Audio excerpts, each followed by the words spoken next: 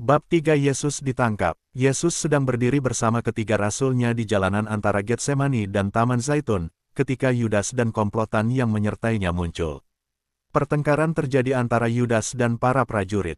Yudas menghendaki agar ia maju terlebih dahulu dan berbicara kepada Yesus dengan tenang seolah tak terjadi apa-apa. Kemudian barulah mereka maju dan menangkap juru selamat kita, dengan demikian seakan-akan ia tak ada hubungannya dengan peristiwa yang terjadi. Tetapi para prajurit menjawab dengan sengit, "Tidak demikian, kawan, engkau tidak akan lepas dari tangan kami sebelum orang Galilea itu ada dengan aman dalam genggaman kami." Mereka melihat kedelapan rasul yang lain bergegas datang untuk menggabungkan diri dengan Yesus ketika mendengar keributan yang terjadi. Para prajurit tanpa mengindahkan keberatan Yudas memanggil keempat prajurit pembantu, yang berada tak berapa jauh dari mereka, untuk membantu.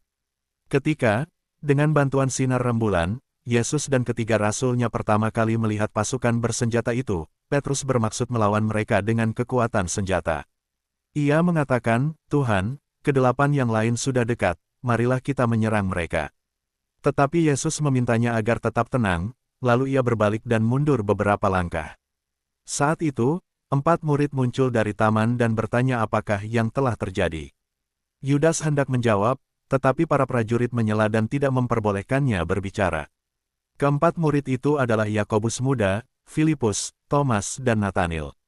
Natanil, yang adalah putra Simeon tua, bersama beberapa orang murid lainnya telah menggabungkan diri dengan kedelapan rasul di Getsemani, mungkin diutus oleh para sahabat Yesus untuk mengetahui apa yang terjadi, atau mungkin sekedar terdorong rasa ingin tahu dan cemas.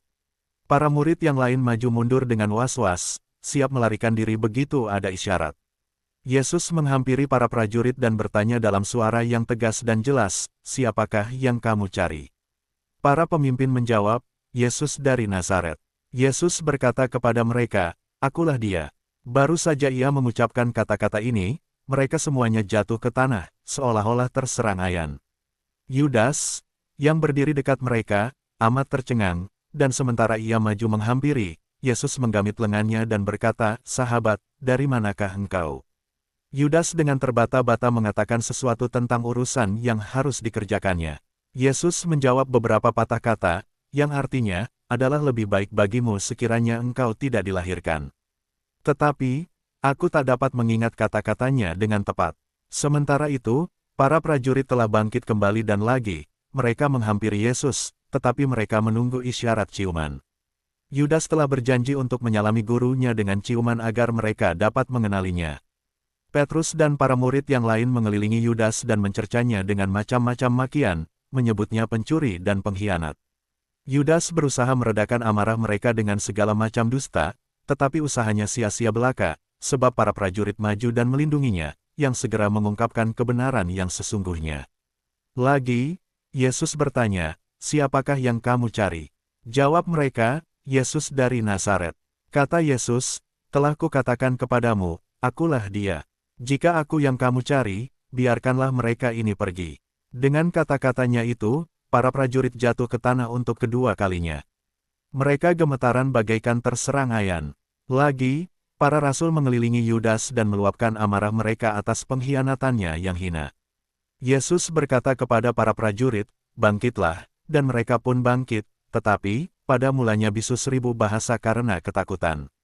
Lalu, mereka menyuruh Yudas untuk segera memberikan isyarat yang telah mereka sepakati, sebab perintah yang disampaikan kepada mereka adalah untuk menangkap dia seorang, yang dicium Yudas. Yudas menghampiri Yesus dan memberinya ciuman, seraya berkata, "Salam Rabi." Yesus menjawab, "Hai Yudas, engkau menyerahkan anak manusia dengan ciuman." Segera para prajurit mengepung Yesus, dan para prajurit pembantu menangkapnya. Yudas hendak melarikan diri, tetapi para rasul mencegahnya. Mereka menyerang para prajurit sambil berseru, "Tuhan, mestikah kami menyerang mereka dengan pedang?" Petrus, yang paling tidak sabaran dari yang lain, menghunus pedang dan menetakkannya kepada Malchus, hamba imam besar, yang hendak menghalau para rasul, sehingga putus telinga kanannya. Malchus jatuh ke tanah dan suatu kegemparan besar terjadi. Para prajurit pembantu telah mencengkeram Yesus dan hendak mengikatnya, sementara Malchus dan para prajurit yang lain berdiri di sekelilingnya. Ketika Petrus menyerang Malchus, para prajurit yang lain sibuk memukul mundur para murid yang maju terlalu dekat, dan mengejar mereka yang melarikan diri. Keempat murid muncul dari kejauhan dan melihat dengan gentar peristiwa yang terjadi di hadapan mereka. Tetapi, para prajurit masih terlalu terkejut atas jatuhnya mereka yang kedua kalinya, sehingga tidak terlalu menghiraukan kehadiran keempat murid. Lagi pula mereka tidak hendak meninggalkan juru selamat kita tanpa jumlah pengawal yang cukup untuk mengawasinya. Yudas melarikan diri segera sesudah ia memberikan ciuman pengkhianatan, tetapi ia berpapasan dengan beberapa dari para murid yang menghujaninya dengan caci maki. Namun demikian, 6 orang Farisi datang menyelamatkannya, dan ia melarikan diri sementara para prajurit pembantu sibuk hendak membelenggu Yesus. Ketika Petrus menyerang Malchus, Yesus berkata kepadanya, "Masukkan pedang itu kembali ke dalam sarungnya, sebab barang siapa menggunakan pedang, akan binasa oleh pedang. Atau kau sangka, bahwa aku tidak dapat berseru kepada Bapakku, supaya ia segera mengirim lebih dari 12 pasukan malaikat membantu aku? Jika begitu, bagaimanakah akan digenapi yang tertulis dalam kitab suci, yang mengatakan, bahwa harus terjadi demikian?" Lalu katanya, "Biarkan aku menyembuhkannya," dan ia menghampiri Malchus, menjamah telinganya, berdoa, dan telinganya pun disembuhkan. Para prajurit yang berdiri dekat situ, juga para prajurit pembantu serta ke-6 orang Farisi, sama sekali tak tergerak oleh mukjizat yang terjadi. Mereka terus melontarkan kata-kata penghinaan kepada Tuhan kita dan berkata kepada mereka yang berdiri dekat sana, "Tipu muslihat iblis."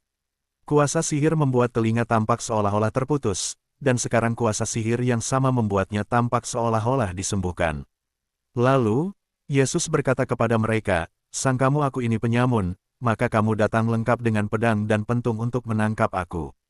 Padahal tiap-tiap hari aku ada di tengah-tengah kamu di dalam bait Allah, dan kamu tidak menangkap aku. Tetapi inilah saat kamu, dan inilah kuasa kegelapan itu." Orang-orang Farisi memerintahkan agar ia diikat lebih kuat lagi, dan mereka menjawab dengan nada menghina, "Ah, engkau tak dapat menaklukkan kami dengan sihirmu." Yesus menjawab, "Tetapi aku tidak ingat kata-katanya." Para murid semuanya melarikan diri. Keempat prajurit pembantu dan ke-6 orang Farisi tidak jatuh ke tanah mendengar perkataan Yesus, sebab, seperti dinyatakan sesudahnya kepadaku, mereka dan juga Yudas yang tidak jatuh, sepenuhnya berada dalam kuasa setan. Sementara mereka semuanya yang jatuh dan bangkit kembali, di kemudian hari bertobat dan menjadi orang-orang Kristen. Mereka hanya mengepung Yesus dan tidak menganiayanya.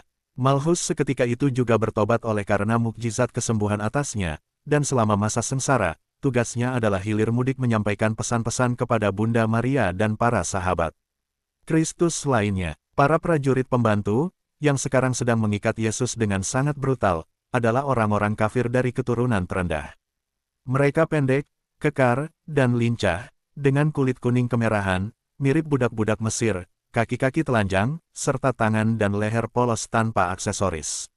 Mereka mengikat kedua tangannya sekencang mungkin dengan tali-tali kasar yang baru, pergelangan tangan kanan diikatkan ke bawah siku kiri, dan pergelangan tangan kiri diikatkan ke bawah siku kanan. Mereka melingkarkan pada pinggangnya semacam ikat pinggang dengan ujung-ujung besi pada permukaannya dan membelenggu kedua tangannya pada ikat pinggang itu dengan setagen osier. Di lehernya mereka mengenakan ban leher yang dipasangi ujung-ujung besi. Pada ban leher ini digantungkan 2 selempang kulit, yang disilangkan di dadanya seperti stola dan diikatkan ke ikat pinggang.